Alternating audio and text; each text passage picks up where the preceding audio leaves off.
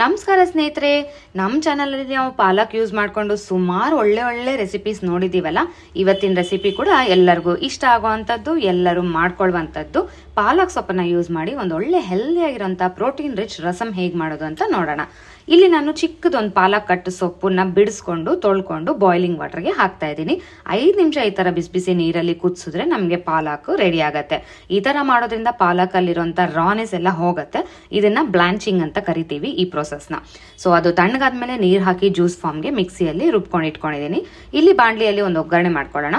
ಎಣ್ಣೆ, ಸಾಸಿವೆ, ಜೀರಿಗೆ, ಕರಿಬೇವು ಮತ್ತೆ ಬೆಳ್ಳುಳ್ಳಿನ ಸಣ್ಣದಾಗಿ ಹೆಚ್ಕೊಂಡು ಹಾಕೊಂಡಿದ್ದೀನಿ. ಬಾಯಿಗಲ್ಲಲ್ಲೂ ಸಿಕ್ಕಿದ್ರೆ ಚೆನ್ನಾಗಿರುತ್ತೆ ಅಂತ.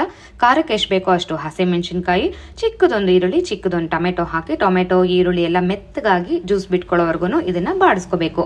ರಸಮ್ಗಳಲ್ಲಿ ಬೆಳ್ಳುಳ್ಳಿದು ಪ್ರಮಾಣ ಜಾಸ್ತಿ ಇದ್ರೆ ಜಾಸ್ತಿ ಚೆನ್ನಾಗಿರುತ್ತೆ ಟೇಸ್ಟನ್ನು.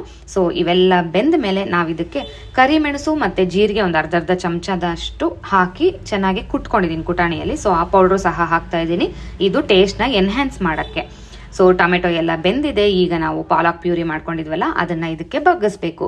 ರಸಮ್ ಅಂತ ಹೇಳಿದ್ನಲ್ಲ, ಸೊ ರಸಮ್ ಕನ್ಸಿಸ್ಟೆನ್ಸಿಗೆ ಅಡ್ಜಸ್ಟ್ ಆಗೋ ತರ ನೀರನ್ನು ಸೇರಿಸ್ತಾ ಇದ್ದೀನಿ. ರುಚಿಗೆ ತಕ್ಕಷ್ಟು ಉಪ್ಪು, ಎಲ್ಲ ಇಂಗ್ರೀಡಿಯೆಂಟ್ಸ್ ಹಾಕಾಯ್ತು. ಸಿಮ್ ಫ್ಲೇಮಲ್ಲಿ ಇದನ್ನ ಚೆನ್ನಾಗಿ ಕುದಿಸಿದ್ರೆ ನಮಗೆ ಘಮಘಮಿಸುವ ಪಾಲಕ್ ರಸಮ್ ರೆಡಿ.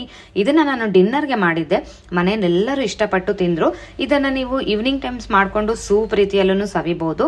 ಮಕ್ಕಳಿಗೆ ಪಾಲಕ್ ಸೊಪ್ಪು ತಿಂದೇ ಇರೋರಿಗೆ ಈ ತರ ಮಾಡಿ ಅನ್ನಕ್ಕೆ ಕಲ್ಸ್ಕೊಂಡು ಕೊಟ್ಬಿಟ್ರೆ ಅವ್ರಿಗೆ ಪಾಲಕ್ ಸೊಪ್ಪು ಮೈಗೆ ಸೇರ್ದಂಗೂ ಆಗುತ್ತೆ, ಟೇಸ್ಟಿಯಾಗೂ ಇರುತ್ತೆ. ನನಗಂತೂ ಸಿಕ್ಕಾಪಟ್ಟೆ ಇಷ್ಟ ಆಯ್ತು. ಸೊ ಇದನ್ನ ನೀವು ಡೆಫಿನೆಟ್ ಆಗಿ ಟ್ರೈ ಮಾಡಿ ಹೇಗೆ ಬಂದಂತ ತಿಳಿಸಿ. Thank you.